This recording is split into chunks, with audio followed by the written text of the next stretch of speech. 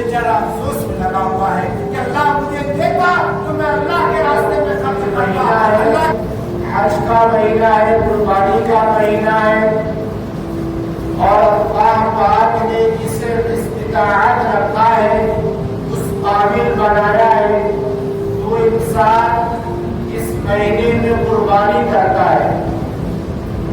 लेकिन मेरे मुहतरम, आप लोगों को भी ये बात बखूबी मालूम है और जानते भी होंगे कि अल्लाह तबारक व तआला ने इस साल का एक वाक़या है 2025 का, जो हफ्ता 10 दिन हुआ है। वह एक हाजी है जिसका नाम मोहम्मद इमरान,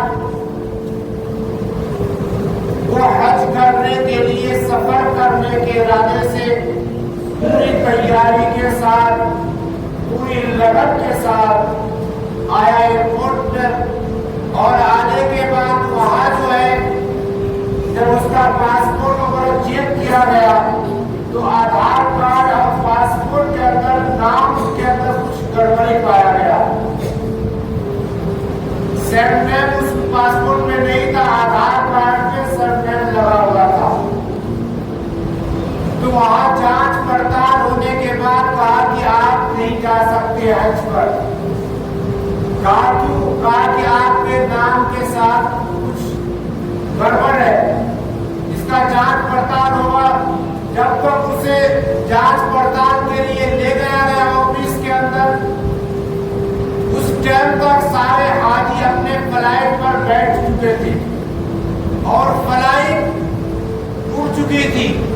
जब इमरान को मालूम चला कि जिस जहाज में मुझे जाना था हज करने के लिए, वो जहाज यहाँ से फ्लाइट उड़ चुकी है,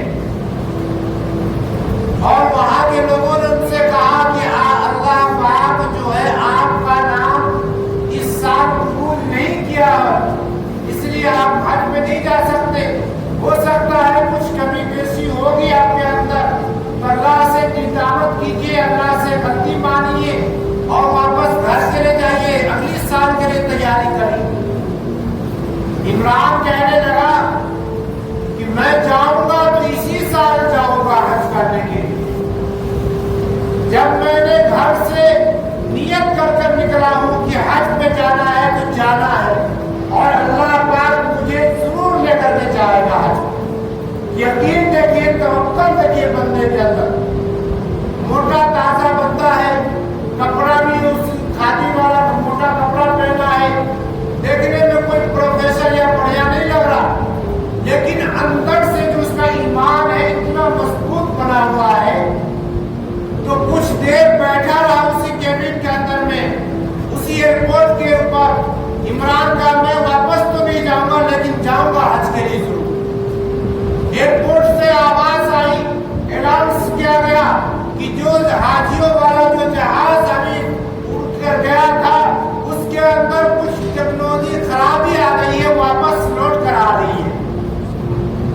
तो वो जहाज दोबारा वापस लौट करके आया उस एयरपोर्ट पर।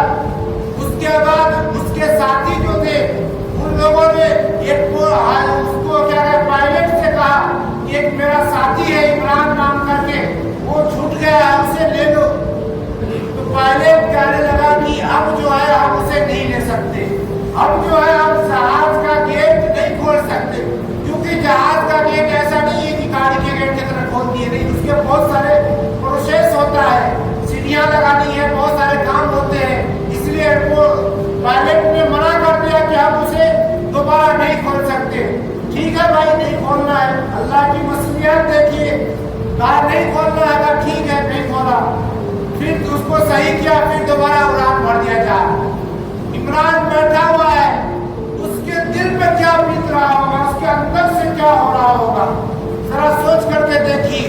उसके बावजूद वो बैठा रहा।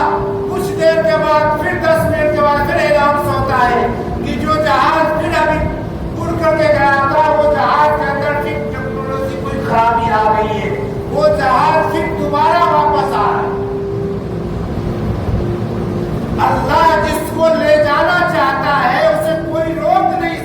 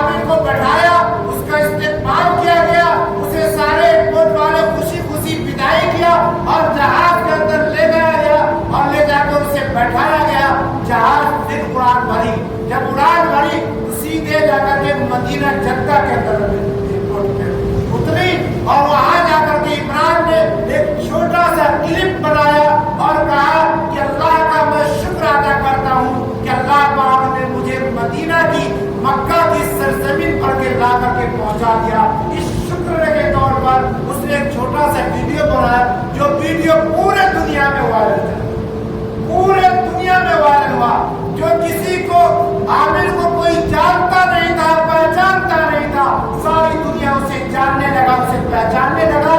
اور مکہ کے امام جو مکہ کے خانہ کعبہ کے امام ہیں، مدینہ منورہ کے مسجد کے امام ہیں، انہوں نے باضابطہ طور پہ یہ اعلان کر کے کہا کہ حاجیوں یہ بات تم لوگ سن لو، اگر تمہیں دعا کروانی ہے تو عمران سے جا کر کے دعا کرواؤ، کیونکہ اس کا ایمان اور اس کا یقین اتنا مضبوط تھا اللہ کے اوپر، اللہ کی ذات کے اوپر، اللہ کے توکل کے اوپر اتنا مضبوط تھا، وہ ایئرپورٹ سے واپس گھر نہیں گیا، لیکن اللہ اسے یہاں تک بلایا۔ اس دور میں بھی ایسے آدمی موجود ہیں۔ یہ بہت پہلے کا واقعہ نہیں ہے، کچھ دن پہلے کا واقعہ ہے۔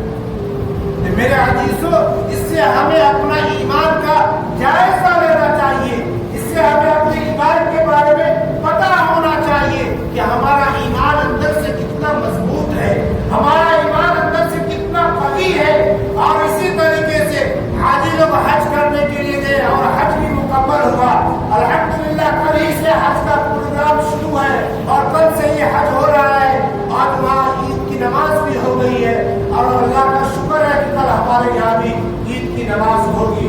اور اس کے بعد اس میں سب سے پہلی چیز یہ بات ضروری ہے کہ 3 چیزوں کا آدمی کو خیال رکھنا چاہیے۔ جو آدمی قربانی کرنے کے لیے جا رہے ہیں یا قربانی دے رہے ہیں، ان لوگوں کو چاہیے کہ 3 چیزوں کے اوپر دھیان دینا چاہیے۔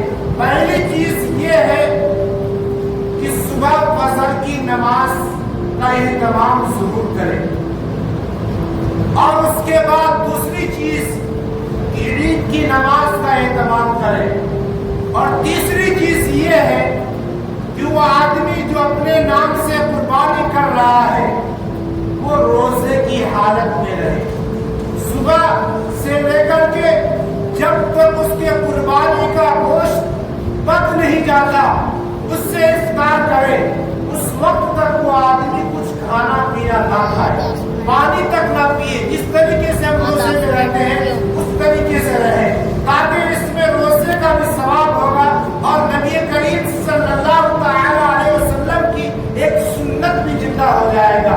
اور اللہ کے نبی صلی اللہ علیہ وسلم نے ہمیشہ 2 قربانیاں کرتے تھے، ہر سال اللہ کے نبی کا ایک معمول تھا 2 قربانیاں کرنا، اللہ کے نبی 2 قربانی کرتے تھے، ایک خود اپنے لیے اور ایک امت کے لیے قربانی کیا کرتے تھے۔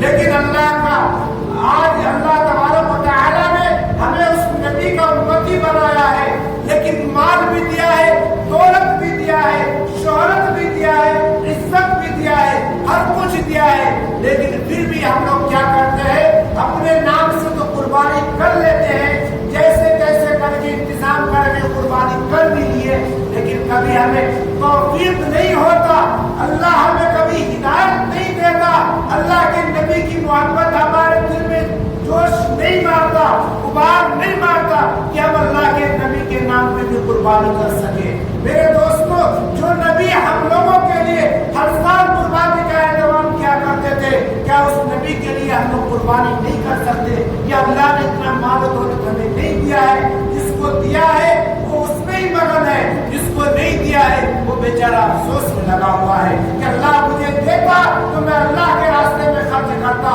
اللہ کے نبی کے راستے میں خرچ کرتا، صحابہ کی زندگی میں خرچ کرتا، اللہ کے نبی کے سنت کے اوپر عمل کرنے والا بنتا۔ میرے عزیزو، ہم لوگوں کو چاہیے کہ اس کے بارے میں سوچنا اور سمجھنا چاہیے۔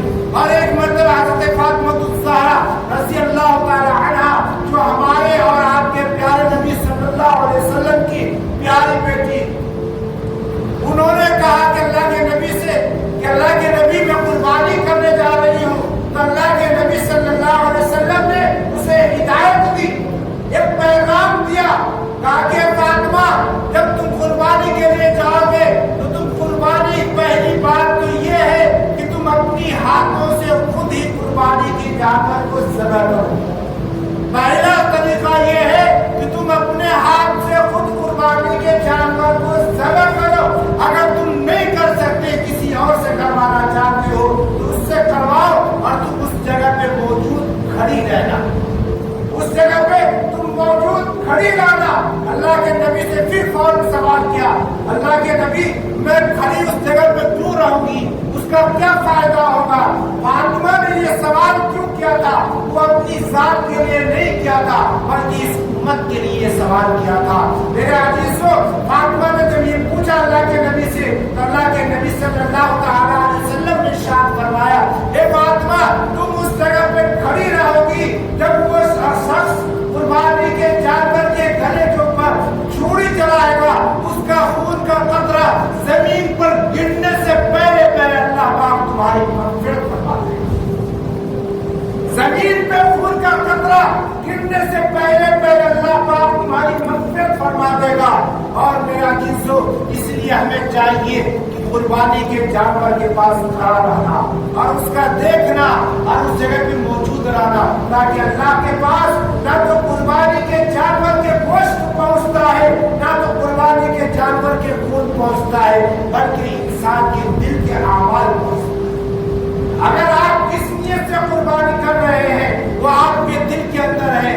آپ کو جانتے ہیں بہتر چیز کہ ہم کس نیت سے قربانی کر رہے ہیں. میرے عزیزو, یہ قربانی کس کی سنت ہے؟